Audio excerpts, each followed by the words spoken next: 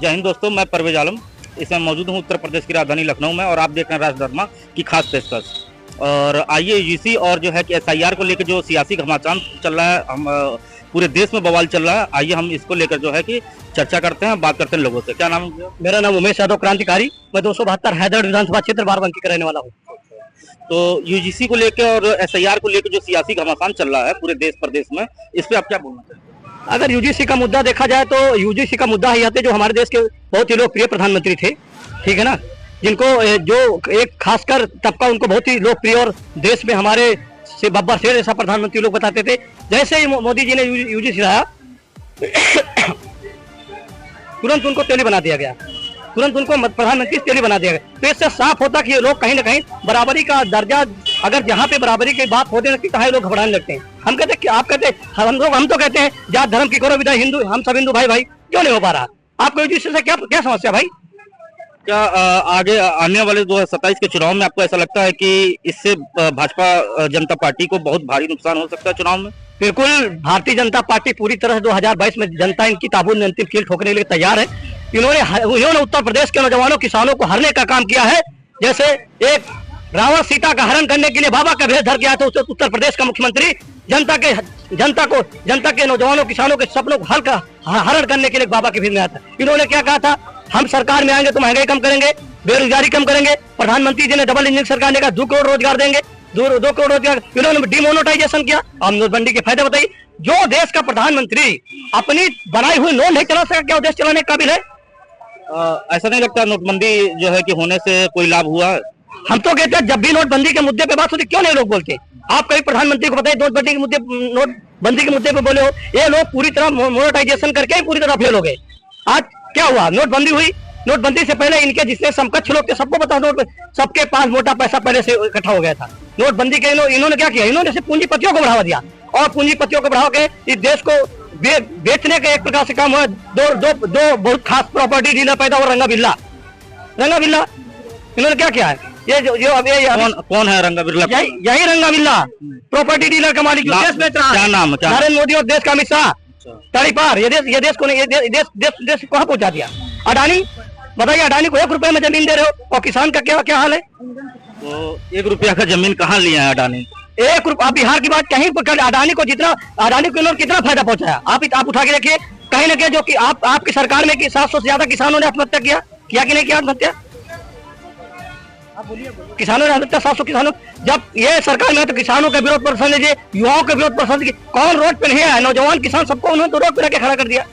महिला सशक्तिकरण पे आप क्या बोलना चाहेंगे? क्या भाजपा क्या कर रही है? महिला सशक्तिकरण पे मैं बोलता हूँ कि जहाँ भाजपा ने कहा था बेटी बचाओ बेटी पढ़ाओ को नारा दिया था, कि इन्होंने क्या किया? आज आप एनसीआरबी का आंकड़ा उठा के देखिए, देश में महिलाओं की क्या दशा है।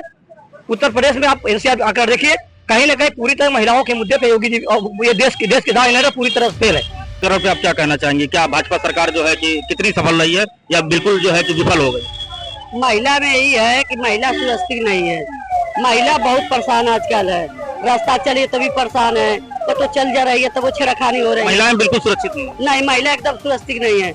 महिला रातों दिन रो रही है। इतनी महंगाई हो गई है कि महिला का क्या, कैसे घर चलाती है, कैसे परिवार चला रही है, कैसे सबसे माननी जी से बार आके सब लोग कह रहा है माननी जी आप हम लोग के मदद करिए। माननी जी अखिलेश यादव, माननी जी तो हमारे बहुत अच्छे हैं और माननी जी सब गरीबे के बहुत सहयोग करते हैं, शादी ब्याह में बहुत सहयोग करते हैं। माननी जी तो भगवान है। योगी जी कहते हैं कि जितनी महिलाएं सुरक्षित हैं भाजपा सरकार में, उतनी तो जो है कि सपा सरकार में कभी हो नहीं सकती हैं। और उसमें जो है कि क्राइम को भी बोलते हैं कि 0 टॉलरेंस की नीति लेके हम चल रहे हैं। और जो है कि भाजपा सरकार में महिलाएं हो या फिर जो है कि ये क्राइम हो जो है कि बिल्कुल कम हो गया है, जो सपा में जो है कि बहुत ज्यादा होता है। देखिए जितना ये सरकार में हो रहा है सपा में कभी नहीं हुआ है, कभी नहीं हुआ है। हम बुढ़ा गए हैं ये देखते देखते। ये भैया की राज में कभी नहीं हुआ है। ये बोल रहा है झूठ, ये बात नहीं है। रोड पर चलिए 12 साल लड़कियां के छेड़खानी हो रहा है, 14 साल के हो रहा है, बलात्कार करके मुंह में बोतल हूर के उसको मुआ दे रहे हैं। यही सरकार तो है। कैसे बोल रहे हैं कि सरकार नहीं हो रहा है?